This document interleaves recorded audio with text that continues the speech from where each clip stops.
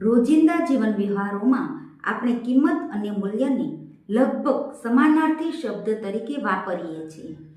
આ વસ્તુ મૂલ્યવાન છે, જેમ કે આ વસ્તુ કિંમતી છે, આનું મૂલ્ય ખૂબ છે, આની કિંમત વધારે છે વગેરે વાક્યોમાં કિંમત અને મૂલ્યને લગભગ સમાનાર્થી શબ્દ બનાવી દેવાયા છે.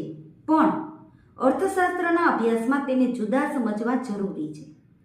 કિંમત અને મૂલ્યનો જુદો સ્પષ્ટ અર્થ સમજવા માટે પહેલાં મૂલ્યનો અર્થ સમજવો જરૂરી છે. વ્યવહારમાં મૂલ્યને પણ બે રીતે જોવાય છે. એક ઉપયોગિતા મૂલ્ય અને બીજું છે વિનિમય મૂલ્ય.